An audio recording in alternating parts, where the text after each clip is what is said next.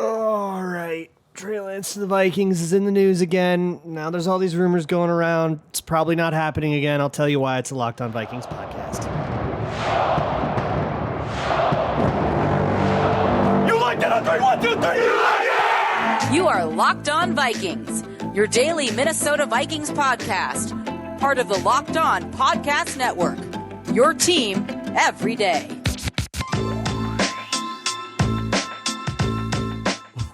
Welcome, everybody, to the Locked On Vikings podcast, part of the Locked On Podcast Network, your team every day. As always, I am your host, Luke Braun. Let's find some joy today.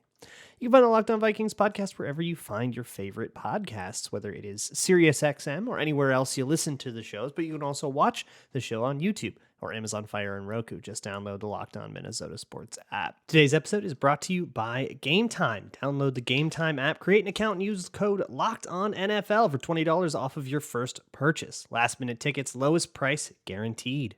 Thank you so much to those of you who do listen to this show every single day. I appreciate you all so much, especially those of you who, come around to listen to me talk about what's going on with Trey Lance, what's going on with TJ Hockenson. We got a couple of things to go over today. Also, a discussion with Arif Hasan, who does the Minnesota Football Party with me on Mondays and Tuesdays, along with Luke Inman and Sam Ekstrom, as well as Norse Code and all the other stuff that Arif does. He's talking about his new thing, which is the Wide Left Substack, and a couple of the pieces he wrote on there. So let's get through the newsy stuff first so we can get to that very cool conversation with Arif. First off, Trey Lance stuff is happening. You probably have seen things swirling. So let me tell you the whole story from what has been reported, and then I'll tell you what I think about it. So this started with a report out of San Francisco that they're looking to shop Trey Lance, that Sam Darnold has won the QB2 job, and now they're exploring their options with Trey Lance, who is their QB3, and they're trying to get some value for him, right? Brock Purdy is the starter, Sam Darnold is the backup, Trey Lance odd man out.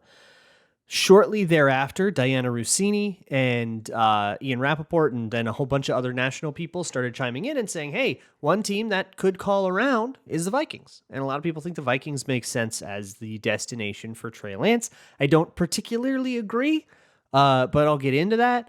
But basically what Diana Russini said was that there were some more serious talks about Trey Lance with the Vikings and 49ers, but they fell through. And it sounds like that happened pre-draft. The way that Ian Rappaport worded his reporting about the subject is, hey, it's post-draft, this gets harder, which kind of tells me that, all right, so they were talking about that before the draft, and then the Vikings took Jaren Hall and went, yeah, we're good on Devy quarterbacks for now. I don't really see any reason for that to become different, so I don't think this is happening. I don't know if anybody trades for Trey Lance. He just lost a backup job to Sam Darnold. I don't know who's giving up draft capital for the privilege of that guy being your QB3. And I think the same is true for the Vikings. This is not Locked On 49ers. You should listen to Locked On 49ers right now, though. I bet it is spicy. I love what those guys do, Brian and Eric. But I think the only thing about Trey Lance that I want to really contend with that everybody's saying is, well, Kyle Shanahan never gave him a chance. And I think what I've learned about the NFL, at that level, chances are not given out. You don't get to be given a chance. I don't care if you're the first overall pick, right? You don't get to be given a chance. You got to earn your chance. You have to beat the guy in front of you. You have to compete every single day with other people who are just as much of college superstars as you were. If you don't get that chance, it's very rare that you get situations where someone was just like a backup stowed away somewhere that actually turned out to be, the next big thing. And it's just that the coach was too stupid and couldn't see it. That isn't what happens. There are a million Kellen Monds before there's a guy like that. And maybe you can say, hey man, it wasn't his fault. He got injured and he never really got to develop the way he was supposed to. And I guess that's fair. It's not his fault. But that doesn't make him any less Dookie. He's Dookie. I'm sorry. He's fighting for his life for QB3 with Brandon Allen. It's over. I don't want to spend any draft picks on that. And plus, you're going with a rookie contract that's going to cost like $3.7 million this year and then like 5 something next year. I don't need that in a backup. We have a perfectly good Nick Mullins. Jaron Hall is a Devy guy. I'm perfectly fine with that quarterback room right now. And I don't think that Trey Lance gives you like I don't buy that he's going to come to Minnesota and suddenly magically realize all that potential we thought he had from NDSU. It didn't happen. That's life. That it just goes down in the draft sometimes. You take a guy high because of all of his potential, he never realizes it, and then that's life. I think it goes down as one of the worst busts in NFL history.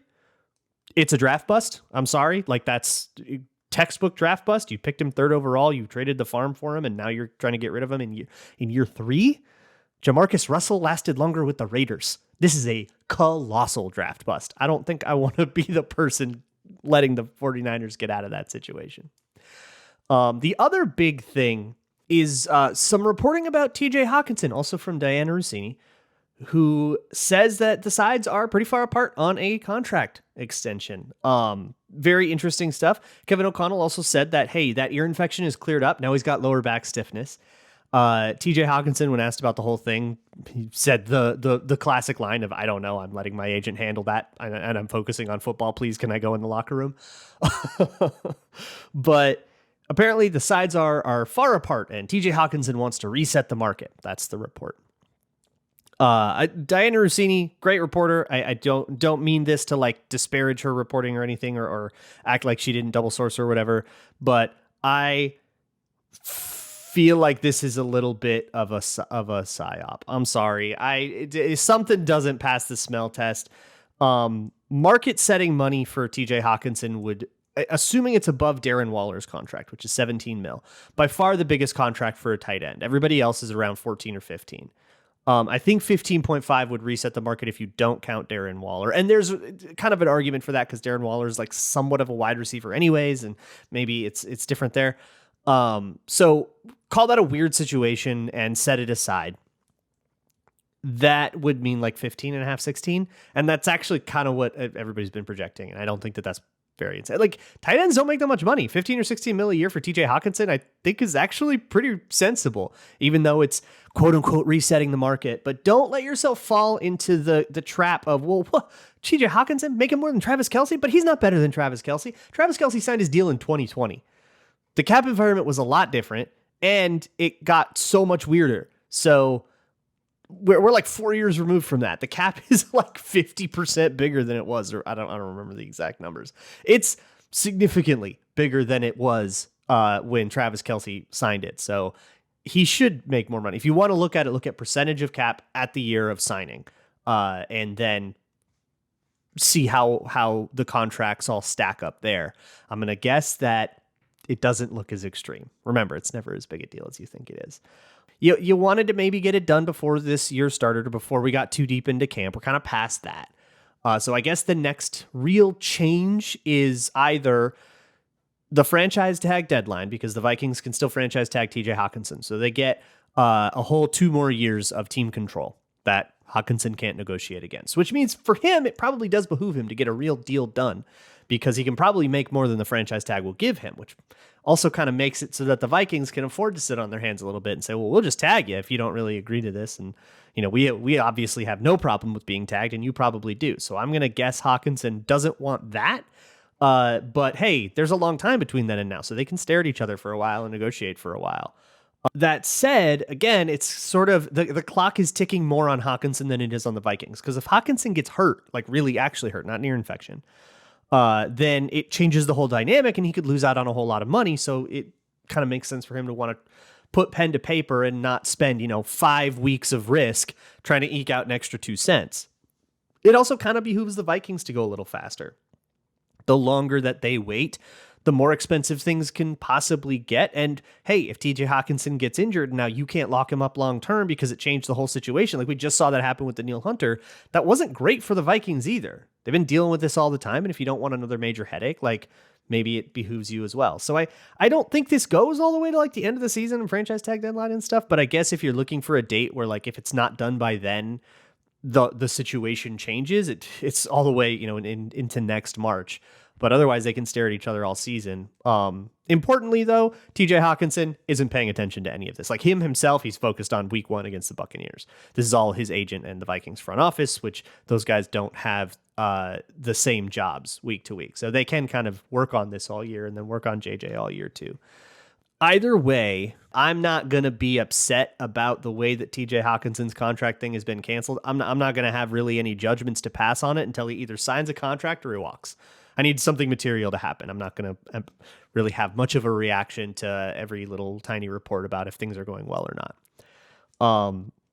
I would like to instead move along to the conversation with Arif Hasan. We're going to talk a little bit about Big Nickel. He explains what Big Nickel is and what the advantages and disadvantages of it are, as well as a piece that he wrote about AI in sports media and kind of how it's changing journalism and how that could be good and it could be bad. Before we get into that, however, I'd like to talk to you about Gametime. Buying tickets, especially if you're trying to go last minute, can be a total nightmare. I just actually was witness to this. My fiance got tickets to a Taylor Swift concert in LA, this recent one. And the amount of refreshing and back channel dealing and, sharing that she had to go through. She had to be talking to like the exact right person at the exact right time. Total nightmare. Gametime exists so that you don't have to go through stuff like that. Even for concerts or things like Vikings games, Twins games, whatever. They have flash deals and last minute tickets. They have pictures of their seat views, so you can make sure you're not accidentally you're not getting sold one that's behind a pillar. And they have a lowest price guarantee. If you find the same section and row for less, Gametime will refund you 110%. So go look around. Snag the tickets without the stress with Gametime. Download the Gametime app, create an account, and use code LOCKEDONNFL for $20 off your first purchase. Terms apply. Again, create an account and redeem code LOCKEDONNFL for $20 off. Download Gametime today. Last minute tickets, lowest price guaranteed. All right, everybody, here with Arif Hasan. I'll go with Useful Human. How about that? Yeah, that is one of the titles I carry. Vikings strangely reporter? complimentary coming from you. Corner. Reporter? Oh, definitely not corner. We know that. We know. Yeah, how that goes. I can't. Like, look, we've seen the depth the Vikings have at corner. It's been an issue. I would never be able to resolve that problem. I had somebody recently call that depth chart a kiddie pool. We're doing great. That's good. That's good. I've never thought about that. That works really well. It's a great. Reporter is tough, man. I don't know. I feel like journalist kind of covers like a broad range of things, right? There's some investigation going on, but it's not direct reporting. Let's just do that. Football journalist at your Substack now, which is kind of what we're here to talk about. So why don't you tell me about Wide Left? Yeah, sure. So it's wideleftpost.substack.com. It's a continuation of kind of the Wide Left. I don't like using the word brand, but it's kind of the best word to use here, right? Yeah. The Wide Left brand that I built when I had franchise. The franchise. Yeah. The word mark. that Ben Natan and I had started when we were delving into politics a little bit, just a politics podcast. But this is primarily to cover football. I'm not going to stop myself from covering politics, but my passion primarily is to talk about football. And so, I'm talking about a number of things. It's going to be a heavy emphasis on the Vikings, but also, the Anthony Richardson news was interesting, right? So I wrote about that. I was like, hey, we don't actually talk about, starting or sitting quarterbacks with very much nuance. Let's do that for a little bit. Or I'll talk about the industry for a little bit, right? So I talked about kind of the evolution of sports writing. But hey, I've also got a piece kind of breaking down what the Vikings might try to do defensively. It's a little bit, potpourri, this stuff here, there. But a lot of it is going to be Vikings focused with, whatever catches my attention around the league. Yeah, and there is something really cool about that when you get like full creative control over everything and there's nobody telling you here's your topic or having to get a topic approved or anything like that. It's a brave new world where you just get to go in whatever you want. Yeah, and like it's been like, because I started out as a blogger. I could have started I could do that at the beginning, but when I started out, I didn't have the number of people following me that I did, right? And so I didn't feel comfortable writing about non-Viking stuff. So I'd pour over the depth chart a lot. I would talk about, the schematic tendencies, stuff I'll still do, but I restricted myself to that. I would only talk about the Vikings and specifically talk about the Vikings in the upcoming game or in the upcoming season or whatever, right? And I needed to build up that kind of equity with my audience before I expanded. And by the time I built up that audience, I was in a more, I don't know if controlled environment is the right way to put it, but in kind of a more uniform environment, a more Sure. professional, Curated, maybe. curated. That's the best way to put it. Yeah. So I'd have editors I'd have to pitch, or the editors would assign me stuff and I'd write about that. And so now I'm back on the other side of it with a lot more freedom, both, from the structure of it, right? There's not people telling me what to do, and a lot more freedom in terms of the goals I want to accomplish, because I no longer feel like the drive to just get more followers on Twitter or whatever. That's just like, it's not, I'm there. So I don't need to worry about that. So write about whatever I want. And that also has its own, like, it's kind of terrifying, right? Oh yeah, for sure. There's this pressure to it of like, if you pick a bad topic, and that, like, if I do a bad topic on a podcast and it flops, like, well, I got nobody to answer to but me on that. Yeah, right. Yeah, right. It's nuts, man. Like, you're lining up the plate to hit, right? And yeah, sure, you could try hitting a bunch of singles. Ichiro Suzuki had a pretty great career, but man, you love dingers. But you don't know if, like, you're in Coors Field, right? Like, you don't know. like what if you're at Wrigley? Okay. I got to bring you back to football. This is outrageous. What is baseball, by the way? How does that work? I have no earthly idea. I The just big watched nickel. some YouTube videos on baseball, so that's Oh, I see. That's why it's in your head. yeah. Well, I would like to control the topic and take those freedoms away from you. Let's talk about the big Rough. nickel.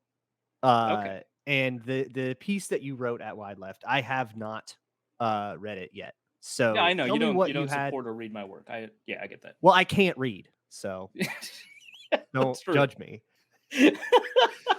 What is the Vikings been doing this big nickel thing? I assume that you mean the Josh Metellus package. Yeah. What did you have to say about it, other than just like describing this is who plays there? Right. So I think that a lot of people are like, oh, there's like a third safety on the field. That's cool. Anyway, moving on. Right. There's not Yeah. like a much of a discussion on the history of it, why you would do that, and why it is unusual. Right. No one really talks about, like, hey man, how come people haven't really been doing that this much before? And why is the only person who's been doing this a lot Bill Belichick? Like, that's got to mean something, right? And it's like, well, yeah, if your guy is good at coverage, he's a corner, not a safety, right? Like that's how it's just a more valuable position, so you put him there. And the evolution of the way offensive football has kind of moved, has kind of demanded we have traditional nickel out there, because you've got a lot of 11 personnel, you're passing the ball a lot more, you need to be just more sound against the pass, and so that's kind of the move. And as you kind of dial in what the rules kind of optimize for and maximize and the trends in the NFL, you begin to kind of move back towards kind of this 12 personnel stuff. And if you've been following the Vikings for a while, you've been kind of, I'm not going to say sick, but you're kind of annoyed at how many times you hear this year they're going to do the two tight end offense. Josh Carlson is going to unleash the two tight end offense with John Carlson. Yeah. This is the year of Bucky Hodges. Yeah, right. And it's like, him and Kyle Rudolph, man, it's going to be This nuts. is finally going to be it. Dude, Ryan David D'Imperio Morgan is and gonna unlock, Kyle Rudolph. Yeah. So you've been hearing it a lot, and you just kind of don't see it materialize. But I think that there's kind of a sense that, hey man, they gave this guy like $13 million. Josh Oliver is going to see the field, right? And TJ Hawkinson's a Pro Bowler. Like, they're both seeing the field. It's genuinely a 12 personnel. And we saw the Eagles do it really successfully. And so now that you see a pass-heavy game coming out of a heavy package, how do defenses kind of deal with that? And I think that the answer, of course, is that you've got this compromise position where you've got a player that is better against coverage than a linebacker typically is, and better against the run than a cornerback is. Okay, that's cool. What are the implications of that? Well, it might allow you to change your front structure a little bit. So I talk about that a small amount, not a ton. It allows you to kind of change how you prioritize kind of what players are playing up front. It changes your blitz packages a lot, because unless you've got Mike Hilton, you're not really blitzing your nickel corner, right? But you are blitzing safeties. I mean, they love blitzing, right? And so, the Vikings have Harrison Smith. You might as well use him. I feel like He's got a lot of leftover blitzes from last year. He can kind of unload. Got pent up energy. Yeah. Yeah. So they roll over like cap space. right. No, exactly. Yeah. It's, and honestly, unlike cap space, might even accrue with interest. Right. So there's always the possibility that you can cash in. But yeah, like that kind of like, there's more implications than just, oh, okay, now he's good against the run. Plus, I mean, it's previous versions, iterations of 12 personnel outside of like the Aaron Hernandez, Rob Gronkowski Patriots didn't really deploy tight ends in a way that we're used to seeing now, where the tight ends be like way out wide, right? They're out wide further than the receivers. Now you've got two receivers playing the slot inside a tight end who's playing outside. And what, Eric Hendricks is going to cover that guy one-on-one? One of the best coverage linebackers in the NFL, and you're just like, I still don't know. Man up on George Kittle and pray, yeah. Yeah, it's like, I know what direction the mismatch is in, and it's not in favor of the elite coverage backer, right? So when you've got that kind of evolution of the game, what is it that you can do to kind of accommodate that? Because you're not going to put, unless it's like a Jawan Williams, assuming, he's good, which at this point, maybe that's not necessarily a fair assumption, but like, you're not going to put, your 6 foot tall, 190 pound corner on the 6'4", 240 pound tight end, you're not gonna right? have Byron Murphy on that guy, right? Yeah. And so, okay, if that's the case, how do we deal with this defensively? Do you always kind of have a guy assigned or tagged at the tight end? I mean, you've got that option in Madden, right? You can be like, hey, you're just ghosting this guy, whoever he is, a running back, tight end, cornerback, whatever. And that's just not, that's a uniform approach, and that's just not good enough in the modern NFL. So the big nickel is maybe one of the approaches that you can choose to kind of go through that. So I go through a little bit about how that changes coverages and why that limits your coverage options, and why that actually might not be a problem for the Vikings, given the skill sets of Josh Metellus and Cameron Bynum, and how they might have more freedom than the Patriots actually did with their big nickel package with, like, last year's Devin McCourty and Kyle Duggar and Adrian Phillips and occasionally Jabril Peppers. So it's just a different type of skill set that you have at safety that might open up different coverage options. So I go over just a couple of bits of film. I think is maybe generous to what I did. I put together some examples. Examples is maybe the best. Yeah, a portfolio, perhaps. Yeah, the drawing that I do on it, there's circles. There's no lines, and so it's not a true film breakdown, because you don't have any dashed lines. You don't have any arrows. You don't have any routes mapped out. So that doesn't count. Yeah, so it's not real film analysis. But otherwise, I go through kind of what the Patriots did and what the Vikings might be able to do, and I break down a little bit of the Seahawks stuff. So got to have some Seahawks in there. There is. I don't know what you're talking about. Another piece that you wrote that is a little more off the beaten path, and I think maybe more on the tone of what your thing will be, that I think is fascinating to think about, and I want to ask you about AI and the sports media industry. So I'm going to ask you about that next. Moving right along with Locked On Vikings, talking to Arif Hasan, who just launched the Substack, the Wide Left Substack, and on it, I think it's your most recent piece, which I also, as we established, I cannot read, so I have not read it, but it's about AI in the world of sports media and how it might change game recaps and some of the more formulaic things that people are still paid to produce right away after games. So tell me, what is your thesis on AI in sports journalism? That in its current form, that it's bad. It's like 6,000 words to get there, but yeah. But that's the other advantage of being independent, is you can drop 6,000 words and no one will get mad at you. Yeah, it's honestly, it's incredible. I turned in at a previous employer, a piece that was also 6,000 words, and they're like, "What is this?" Well, it's what I said it would be. 6,000 words. For people who don't have context in this, I think the longest thing I don't write anymore, but the longest thing I ever wrote, I think, was 2,500, and it felt like an odyssey getting through that, just to read through it, let alone writing that thing. It took me like a week. I'm at a word counter that allows me to convert words to pages. So let's do this. Okay. Only 14 pages. Read that? Like 14 pages of a book in an article. Yeah, well, it's single space, but yeah. Oh, good.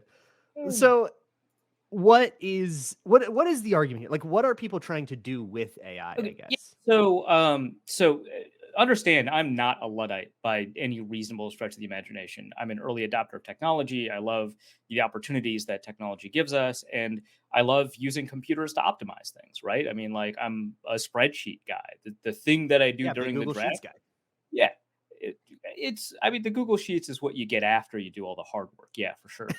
You put them into the Google Sheets, Yeah, But right. but I say this while I like all the analytics people make fun of me for not knowing R. So it's That's it's what I always was like getting. Yeah. yeah. but but yeah, so like I love finding ways to use data to optimize. I am more aggressive and persistent about using analytics in football than I think a lot of writers are. And so that's not where it comes from. It comes from the way it's deployed and what incentives exist to use what we have available to us right now. And I just want to be clear. In the piece, I make a distinction between what artificial intelligence is in our broader conception and how we use the words artificial intelligence to describe the most recent wave of Hmm. tools that are available to us, things like image generation, sound generation, and obviously text generation. These are all actually built off of a very similar thing. They're all large language models. Even the image generation is technically, it's a large language model. It's just transposed and stuff like that. I'm not like, I don't know this stuff. I've just read a couple of things, and this is kind of my understanding of it from Arif, tech this guys. is a football podcast. You can get away with just about anything right now. Yeah, that's true. Yeah. uh, yeah, I mean, the listeners tune in to you because you're the one that they cheat off of, right? So they by definition can't know Right. the yeah. Okay, that makes Exactly. okay, cool. Yeah. So the way it works is that aliens, sorry, but yeah, so it is essentially a really complex, relatively speaking, accurate text prediction tool. And it is very good at taking fixed variables like these are the names of the teams and this is the final score and this is when they scored, and turning those into the kinds of articles that you'd see in a game recap. So you can ingest all of the data from every game recap that you've ever written, right? And then that's what the training data is. It trains itself on that to understand what the structure is. It understands kind of where the words go and where the sentences go, where the paragraphs go, and how you introduce which pieces of information. And then it spits out the thing based off of those fixed variables, right? And so we've already seen it happen. There were two pieces that I saw, actually the day before I wrote this piece, that were recapping high school football games, one in Tennessee, one in Ohio. After I published this piece, someone else pointed out that two more high school football games, at least in Iowa, were covered this way, where an AI model generated a story based off of the box score that was available to them. Remember, this is high school football. The box score does not have player names or, honestly, statistics. It doesn't Yeah. have passing yards, right? It's just a quarter by quarter score. And you can tell based off of the AI, that's all it could work off of. Mhm. And it introduced adjectives that don't make sense. Like, it's a spirited fourth quarter. It's like, how do you know? How do you know it's a spirited? Yeah, right. No one scored, so you can't use that as your what is happening, Um, and so it doesn't include any player names, which is just I think that's like one of the biggest. If you're covering high school football, right? Like That's like the whole point is that parents want to that's see their kids in the the paper. only thing Yeah. that matters. It's the only thing that Right. matters is the kids, right? Like, what are you doing? Uh, and so it doesn't include any player names. It doesn't have any of the context. Like, so it's Westerville North and Westerville Central, and uh, we don't know if they're rivals. The piece doesn't even acknowledge that they play in the same city, right? Hmm. like we don't know their historical records against each other. We don't know how good these teams are supposed to be, what the records were last year's first game of the season. We don't know if they're playoff aspirants or not. We don't know if any of these kids have been around for a long time, who's the team captain. We don't know if like, hey, they had a lot of graduating seniors, so maybe there's a problem here. And I look into these schools, and there's all these kind of interesting stories. They have a 3-star recruit, a defensive tackle from Westerville North, 3-star recruit, commits to Illinois. So, like, pretty good, right? Commits to He Illinois, won. and he transfers from Westerville North to Kaufman High School in Dublin. And so now they don't have that defensive tackle for this game or for the season, right? Hmm. That's interesting. And it's not in the piece, right? It's the first game of the season. It's not in the piece, right? They've got a 4-star edge rusher on the same defensive line, not in the piece. Like, it's crazy to me. And so I go through kind of what are the possibilities and how we're going to get better AI than this, right? Based off of like everything that like all of these organizations have available to them in terms of tools. We're gonna have much better AI. It kind of reminds me of like if you ever go to the newspaper section in like Madden franchise mode, and there's like a few like key phrases that if you play enough seasons, you can. There's like 3 articles they write about you if you win, and you just keep getting those over and over and over. Yeah. Why don't you tell them once again where they can find Wide Left and where they can find you on socials and elsewhere and all that? Yeah, so it's at wideleftpost.substack.com. Head over there. If you're hesitant about paying for my Substack, there's a 7-day free trial. I also do release free articles as well every week. So you can go there. You can also find me on socials at Arif Hasan NFL on Twitter. I think Arif M. Hasan on Threads, and I think it's just Arif on Blue Sky. Got there pretty early. Fantastic. So yeah, you can find me over there. I guess technically I'm on Facebook, but don't find me on Facebook. No. I sure won't. Arif, thank you so much for your time, and good luck with Substack. Thank you. Thanks for having me on. Thanks again to Arif, and thank you so much to you, my #everydayers. Love you guys so much, and thank you for listening to today's episode of Locked On Vikings. We'll be back tomorrow previewing the Arizona preseason game, last preseason game before these babies start to count, and talking a little bit about what happened at joint practices as well. Talk to you for that, and as always, Skull.